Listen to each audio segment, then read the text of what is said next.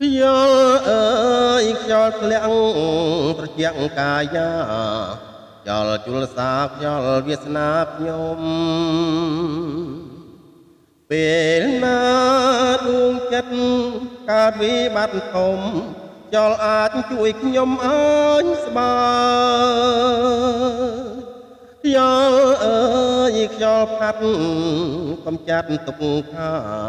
អង្អែលអរាឲ្យបានលហើយលហើយជាតិនេះបើស្លាប់ក៏មិនភ្លេចឡើយយល់អើយចូលចាំសំដីយល់អើយខ្យល់ទុនលេ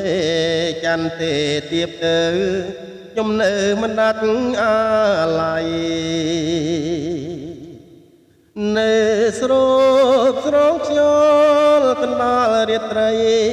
នឹងស្រីជាគូបណ្ដោលស្នាខ្យល់អើយខ្យល់ខ្ញុំកុំឡើយលែងបង់នាំឲ្យមានល្អក់ខ្នក់ចិត្តឥតលហាអោខ្យល់ទន្លេខ្ញុំមិនរេស្នាខ្ញុំសូមថ្នមថែលោកស្រី